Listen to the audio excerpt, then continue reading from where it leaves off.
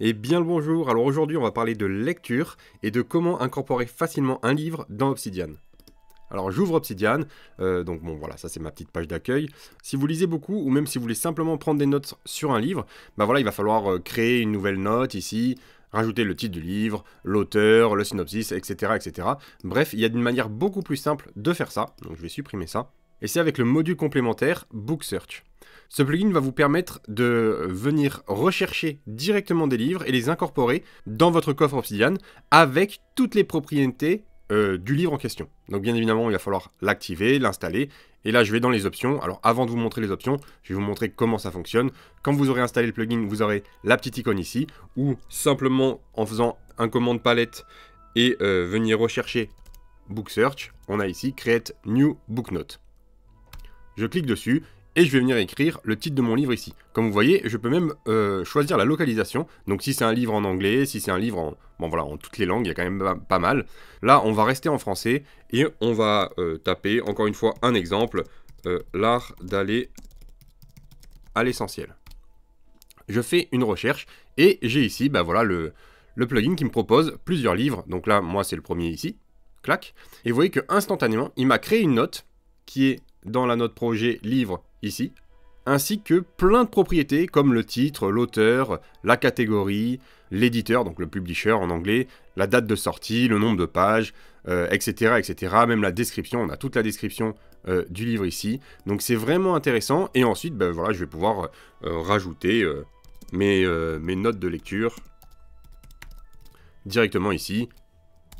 Donc on va retourner dans les options et voilà, je vais vous expliquer très rapidement. On a la localisation de la nouvelle note. Donc là, moi, je l'ai mis dans projet/livre. Vous mettez ce que vous voulez.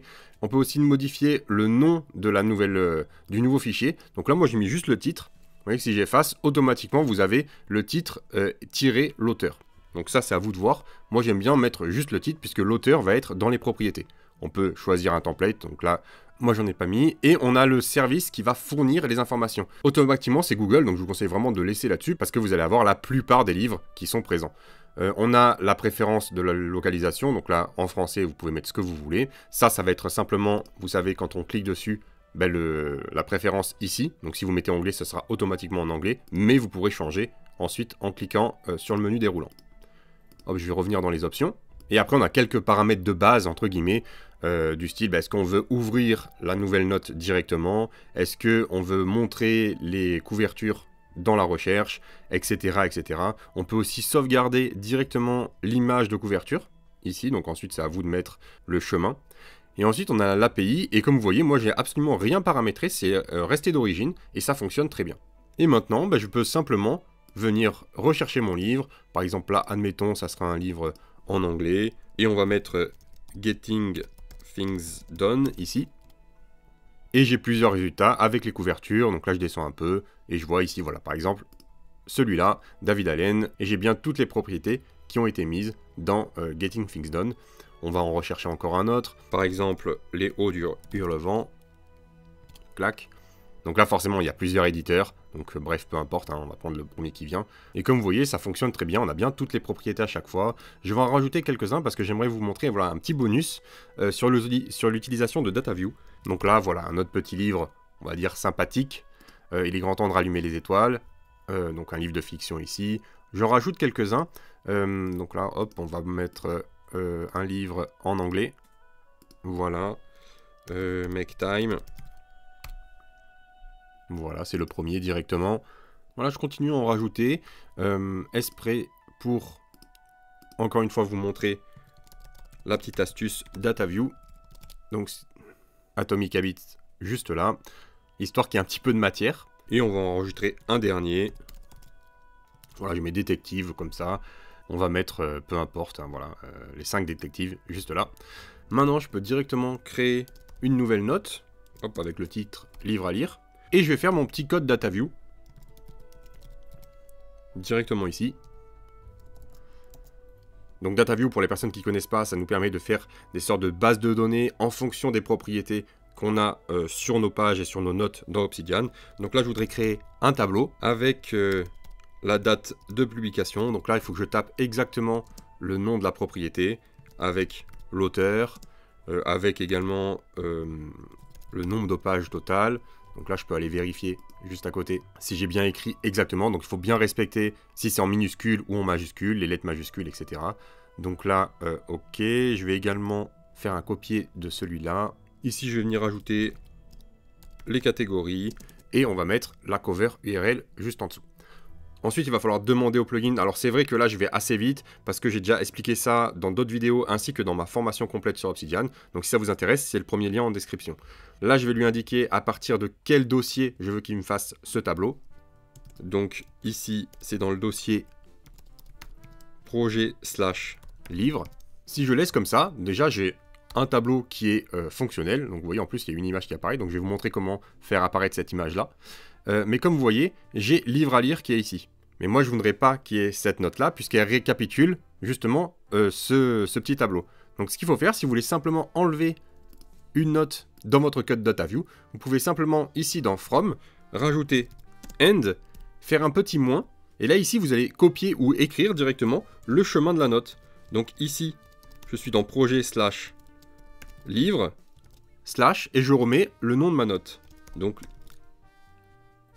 livre à lire. Et je ferme les guillemets. Maintenant, si je pars de là, comme vous voyez, le livre à lire a disparu. Là, je vois que dans Total Page, il n'y a rien d'écrit. Donc, c'est sûrement que je me suis trompé dans l'écriture de ça. Je reviens ici, et là, je vois que Total Page, il n'y a pas de S. Donc, je reviens dans mon petit code DataView, j'enlève le S, et j'ai toutes mes pages qui apparaissent. Enfin, le nombre de mes pages qui apparaissent. Ensuite, j'aimerais les trier par date de sortie. Donc, je vais mettre sort, qui est trié en anglais. Et je vais lui stipuler que la publish date, je veux que ce soit en descending, c'est-à-dire que j'aurai le livre qui est le plus récent tout en haut. Voilà, directement ici. Et maintenant, comment faire apparaître une image ici? D'ailleurs, cover URL, on va simplement le modifier. Donc je mets cover URL ici, et je vais mettre as couverture. Au moins, ça sera plus joli, donc on va directement couverture ici. Donc, comment faire apparaître cette image? Et ce que je vais faire, c'est que je vais ouvrir ces notes juste à côté pour qu'on voit bien comment ça se passe. Donc là, je suis dans Atomic Habits. Je viens ici dans l'image, enfin le lien de l'image. Ce lien-là, je le mets entièrement entre parenthèses.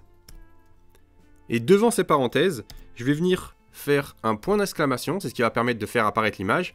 Mais il faut que je lui donne un nom. Et pour lui donner un nom, il faut que j'ouvre et que je ferme le crochet, et à l'intérieur de ces crochets, je vais pouvoir lui donner un nom. Donc là, simplement, je vais l'appeler Habit, voilà. Et vous voyez que directement, si je reviens sur ma page livre à lire et que je clique dessus, instantanément, hop, il y a le livre qui apparaît. Pour que ce soit à la même taille, simplement, j'ai besoin de lui stipuler une taille. Je reviens sur mon cover IRL juste là sur la droite, et après le titre, avant le crochet, je viens faire une barre verticale et lui indiquer un chiffre qui va être la taille de l'image. Donc là, c'est 90. En revenant sur ma page de gauche, la taille de mon image est modifiée. Donc là, j'ai mis 90 parce que c'est ce que j'avais mis pour vous montrer sur le premier. Pour que ce soit à la même hauteur, j'ai repris 90 ici. Et ensuite, simplement, je vais pouvoir fermer Atomic Habits et faire ça pour les autres. Et voilà, très rapidement, j'ai ma petite base de données de livres avec mes images sur la droite. Bien évidemment, bon là, je vous ai fait un exemple. Ensuite, vous pouvez rajouter des tags, les ajouter dans From ici, pour que pour les classer, par exemple, les livres de fiction, les livres de non-fiction, en fonction même des catégories, etc., etc. Je voulais vous montrer cette petite astuce par rapport au fait de rajouter les images ici, et aussi d'enlever une note à votre code DataView, si vous voulez simplement ne pas faire apparaître une note. Mais ça marche aussi pour un dossier. Si par exemple, à l'intérieur, ici, de livres, j'ai un nouveau dossier qui va être, par exemple, les livres de fiction. Voilà. Donc là, bon, j'en déplace quelques-uns à l'intérieur. Voilà, ici. Comme vous voyez, pour l'instant, ils apparaissent encore. On a Il est grand temps de rallumer les étoiles et Léo du Hurlevent juste là. Mais si je veux les faire disparaître, simplement, dans mon code From, je rajoute à la fin, encore une fois, End, et je vais mettre un petit moins, et je vais rajouter, cette fois-ci, le dossier entier. Donc, projet, / livre, / fiction. Je ferme les guillemets, et maintenant, quand je reviens, je n'ai plus que mes 5 livres ici, et je n'ai pas les livres de fiction. Bref, voilà pour cette vidéo sur comment ajouter facilement des livres dans votre coffre Obsidian, et aussi sur ces petites astuces de DataView. Allez, je vous laisse là et je vous dis surtout n'oubliez pas, colorez votre vie pour le meilleur.